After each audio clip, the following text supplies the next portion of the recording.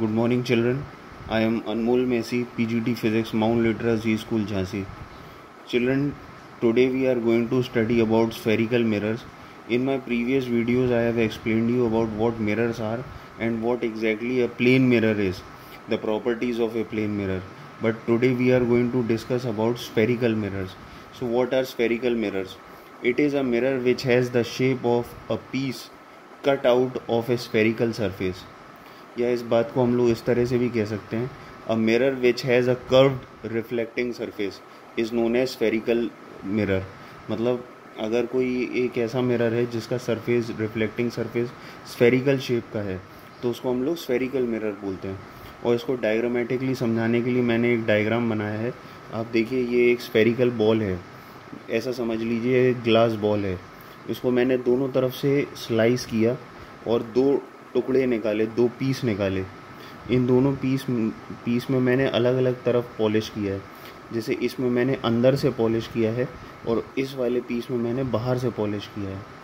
तो अगर मैंने उसको पॉलिश फ्रॉम द इनसाइड किया है तो उसको मैं कॉन्वेक्स मिरर बोलूँगा, और अगर मैंने उसको पॉलिश फ्रॉम द आउटसाइड किया है तो उसको मैं कॉनकेव मिरर बोलूँगा. तो इन शॉर्ट अगर हम दोनों की डेफिनेशन बनाना चाहें तो what is convex mirror? Convex mirror is a mirror which is polish from the inside. ठीक है.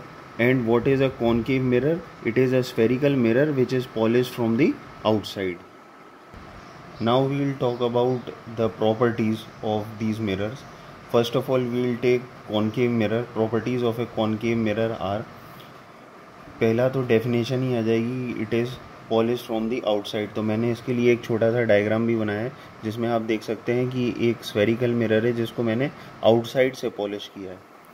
Second property is the image formed could be of same size, large size और smaller than the object. जो हमारी image बनती है वो छोटी भी बन सकती है ऑब्जेक्ट से, बड़ी भी बन सकती है और सेम साइज़ की भी बन सकती है. कैसी भी इमेज हो सकती है. Third point, the image form could be real and inverted और वर्चुअल एंड इरेक्ट. मतलब इमेज के बारे में मैंने आपको बताया था कि इमेज दो तरह की होती है, real and inverted and virtual and erect. तो इन दोनों तरह की इमेजेस को आप कॉनकेव मिरर में देख सकते हो. तो मैं आगे जा कर के आपको इस चैप्टर में केसेस पढ़ाऊँगा जिसमें मैं अलग अलग जगह ऑब्जेक्ट रख करके अलग अलग तरह की इमेज बनाऊँगा.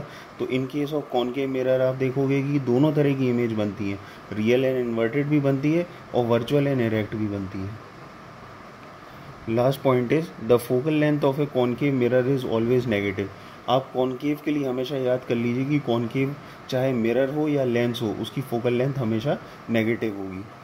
Now properties of a convex mirror, it is a mirror which is polish from the inside. तो ये एक पहला पॉइंट तो उसकी डेफिनेशन ही आ गई, और उसको एक छोटा सा डायग्राम बना करके भी मैंने आपको दिखाया कि ये एक स्फेरिकल मिरर है जिसको मैंने अंदर से पॉलिश किया है. Second point is the image formed is always smaller than the object और डिमिनिश्ड. यहाँ पर केस डिफरेंट है. यहाँ पर आप कैसा भी मतलब ऑब्जेक्ट को कहीं पर भी रख लीजिए, किसी भी पोजीशन पर रख लीजिए, कैसा भी रख लीजिए, लेकिन आपकी जो इमेज बनेगी वो इमेज हमेशा ऑब्जेक्ट से छोटी बनेगी. उसका साइज़ हमेशा ऑब्जेक्ट के साइज़ से छोटा होगा. Third point is the image formed is always virtual and erect. जो आपने इमेज बनाई होगी वो हमेशा ही वर्चुअल एंड इरेक्ट होगी. जबकि आप यहाँ क्या देख रहे थे कि रियल एंड इन्वर्टेड इमेज भी बनती थी, लेकिन यहाँ आप चाहे जो कर लीजिए हमेशा आपकी इमेज वर्चुअल एंड इरेक्ट बनेगी. And last point is the focal length of a convex mirror is always positive. Convex के लिए आप हमेशा के लिए याद कर लो कि अगर वो मिरर है तो भी और लेंस है तो भी उसकी फोकल लेंथ हमेशा पॉजिटिव होगी. चिल्ड्रन, आपने इसमें नोटिस किया होगा कि मैंने जो पॉलिश किया है मिरर को वो राइट हैंड साइड किया है. चाहे वो कॉन्वेक्स मिरर हो, चाहे वो कॉनकेव मिरर हो, चाहे वो इनसाइड से पॉलिश हो या आउटसाइड से पॉलिश हो, लेकिन पॉलिशिंग मैंने सिर्फ राइट हैंड साइड करी. इस मिरर के राइट हैंड साइड आप देख सकते हो पॉलिशिंग है, और सिमिलरली इस मिरर के भी राइट हैंड साइड पॉलिश्ड है. ये इसके पीछे एक रूल है. ऐसा मैंने इसलिए किया है क्योंकि ऑब्जेक्ट को हम लोगों को हमेशा लेफ़्ट हैंड साइड रखना है. आगे जब हम इमेज फॉर्मेशन करेंगे, केसेस बनाएंगे, तब ऑब्जेक्ट को हमेशा लेफ़्ट हैंड साइड रखेंगे. इसलिए उसका प्लेन सरफेस मैंने लेफ़्ट हैंड साइड रखा है ताकि मैं ऑब्जेक्ट को लेफ़्ट हैंड साइड रख सकूं.